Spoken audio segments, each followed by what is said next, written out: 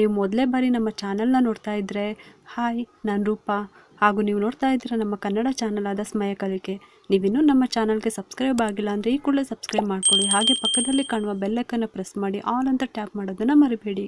ಈ ಒಂದು video requested video ಅಂತ ಹೇಳ್ಬೋದು. ತುಂಬ ಜನ ಸರ್ವೇ ಸಾಮಾನ್ಯವಾಗಿ ಕೇಳುವಂಥ ಪ್ರಶ್ನೆ ಯಾವುದು ಅಂತ ಅಂದರೆ ಗೃಹ ಪ್ರವೇಶ ಯಾವ ದಿನ ಮಾಡಬೇಕು ಅಂತ. ಅದಕ್ಕೋಸ್ಕರನೇ ಅಂಥವ್ರಿಗೆ ಉಪಯೋಗ ಆಗಲಿ ಅಂತ ಅಂದ್ಬಿಟ್ಟು ಈ ವಿಡಿಯೋ ಮೂಲಕ ನಾನು ಅವ್ರಿಗೆ ತಿಳಿಸ್ತಾ ಇದ್ದೀನಿ. ಇವತ್ತಿನ ವಿಡಿಯೋದಲ್ಲಿ ಯಾವ ನಕ್ಷತ್ರದಂದು ಮುಖ್ಯವಾಗಿ ಯಾವ ಕಾರ್ಯ ಮಾಡಿದ್ರೆ ಶ್ರೇಷ್ಠ ಅನ್ನೋವಂಥ ಮಾಹಿತಿನ ನಿಮಗೆ ತಿಳಿಸ್ತಾ ಇದ್ದೀನಿ. ಶಾಸ್ತ್ರದ ಪ್ರಕಾರ ಈ ವಿಡಿಯೋದಲ್ಲಿ ಹೇಳಿರುವ ನಕ್ಷತ್ರದ ದಿನದಂದು ಈ ಕೆಲಸಗಳನ್ನ ಮಾಡಿದ್ರೆ ಶುಭ ಆಗುತ್ತೆ. ಇವಾಗ ತಡ ಮಾಡದೆ ಈ ಮಾಹಿತಿನ ತಿಳ್ಕೊಳ್ಳೋಣ.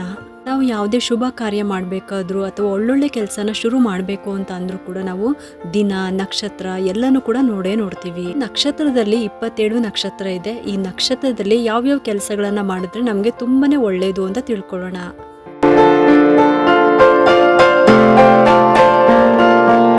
ಮೊದಲನೇದಾಗಿ ಅಶ್ವಿನಿ ನಕ್ಷತ್ರ. ಅಶ್ವಿನಿ ನಕ್ಷತ್ರದ ದಿನ ಗೃಹ ಪ್ರವೇಶ, ಮದುವೆ, ಮುಂಜಿ ಕಾರ್ಯಗಳನ್ನ ಮಾಡ್ಬೋದು. ಮತ್ತೆ ದನ, ಕರು, ವಾಹನ, ಆಭರಣ ಅದನ್ನ ಖರೀದಿ ಮಾಡ್ಬೋದು. ಎರಡನೇದಾಗಿ ಭರಣಿ ನಕ್ಷತ್ರ. ಈ ದಿನದಲ್ಲಿ ಶಸ್ತ್ರಧಾರಣೆ, ಅಗ್ನಿ ಕಾರ್ಯ, ಯುದ್ಧವನ್ನ ಮಾಡ್ಬೋದು.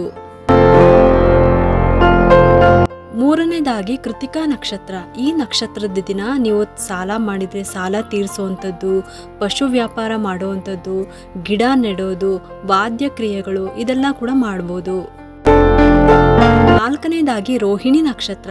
ಈ ನಕ್ಷತ್ರದ ದಿನ ವಿವಾಹ ಕಾರ್ಯ ಮಾಡುವಂಥದ್ದು, ಸೀಮಂತ ಕಾರ್ಯ ಮಾಡುವಂಥದ್ದು, ದೇವತಾ ಪ್ರತಿಷ್ಠೆ, ಹೊಸ ವಸ್ತ್ರ ತಗೊಳ್ಳುವಂಥದ್ದು ಅಥವಾ ಧರಿಸೋವಂಥದ್ದು ಈ ಕೆಲಸಗಳನ್ನು ಮಾಡ್ಬೋದು.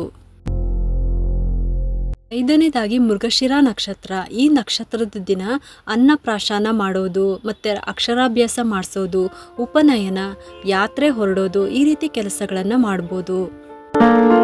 ಆರನೇದಾಗಿ ಆರಿದ್ರ ನಕ್ಷತ್ರ.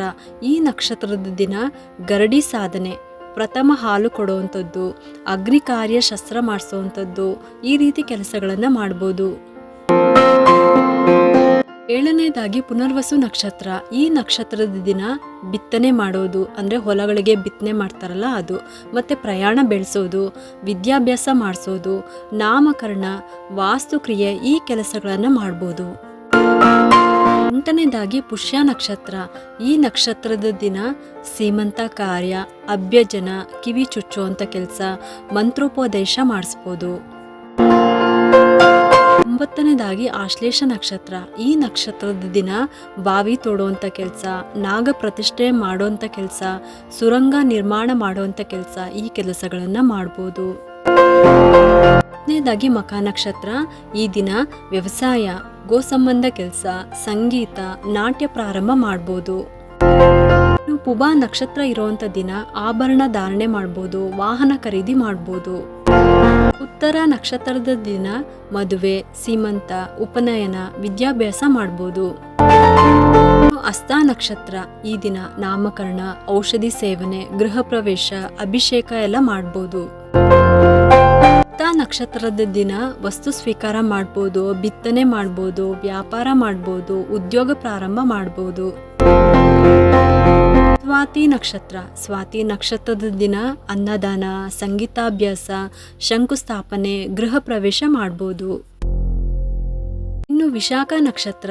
ಈ ದಿನ ಧಾನ್ಯ ಸಂಗ್ರಹ ಮಾಡ್ಬೋದು, ಯಂತ್ರ, ಮಂತ್ರ ಸಾಧನೆ, ಶಿಲ್ಪಕಲೆ, ವಿನ್ಯಾಸ ಮಾಡ್ಬೋದು. ಅನುರಾಧ ನಕ್ಷತ್ರ. ಈ ನಕ್ಷತ್ರದ ದಿನ ವಾಸ್ತುಕ್ರಿಯೆ, ಪೂಜೆ ಪುನಸ್ಕಾರಗಳನ್ನು ಪ್ರಾರಂಭ ಮಾಡ್ಬೋದು.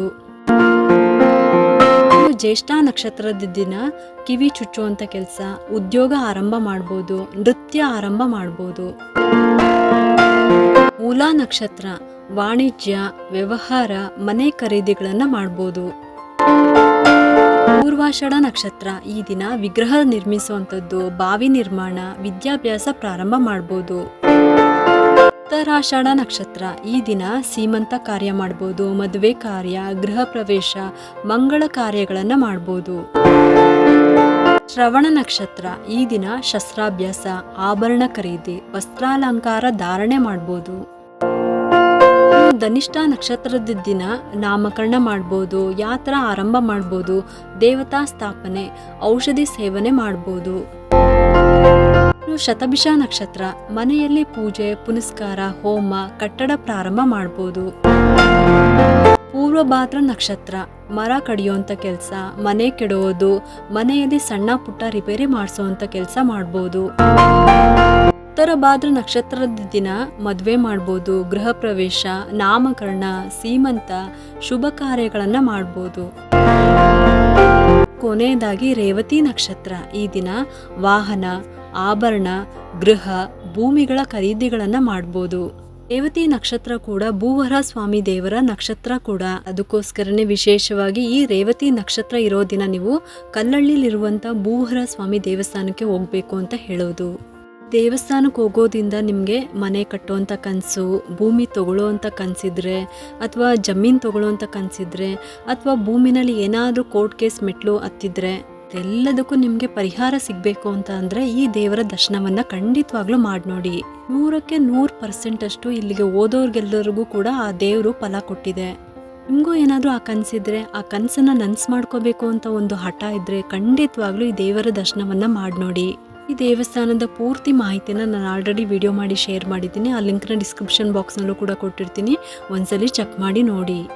ಇಷ್ಟು ಕೂಡ ಯಾವ್ಯಾವ ನಕ್ಷತ್ರದ ದಿನ ನಾವು ಯಾವ್ಯಾವ ಕೆಲಸಗಳನ್ನು ಮಾಡಿದ್ರೆ ಶ್ರೇಷ್ಠ ಅಂತ ಈ ವಿಡಿಯೋದಲ್ಲಿ ತಿಳಿಸ್ಕೊಟ್ಟಿದ್ದೀನಿ. ಈ ಒಂದು ಉಪಯುಕ್ತ ಮಾಹಿತಿ ನಿಮ್ಗೆ ಇಷ್ಟ ಆಗಿದ್ರೆ ಒಂದು ಲೈಕ್ ಮಾಡಿ, ಶೇರ್ ಮಾಡಿ, ಮತ್ತೆ ಸಬ್ಸ್ಕ್ರೈಬ್ ಮಾಡಲು ಮರಿಬೇಡಿ. ಯಾಕೆಂದರೆ ನೀವು ಮಾಡೋ ಒಂದು ಸಬ್ಸ್ಕ್ರೈಬಿಂದ ನಮ್ಮಂತಹ ಸಣ್ಣ ಸಣ್ಣ ಯೂಟ್ಯೂಬರ್ಸ್ಗೆ ಒಂದು ಸಪೋರ್ಟ್ ಮಾಡ್ದಂಗೆ ಆಗುತ್ತೆ. ಮತ್ತೆ ಸಿಗ್ತೀನಿ ಮುಂದಿನ ಹೊಸ ವಿಡಿಯೋದೊಂದಿಗೆ ಅಂತ ಹೇಳ್ತಾ ಈ ವಿಡಿಯೋನ ಮುಗಿಸ್ತಾ ಇದ್ದೀನಿ. ಸರ್ವೇ ಜನ ಸುಖಿನೋ ಭವಂತು.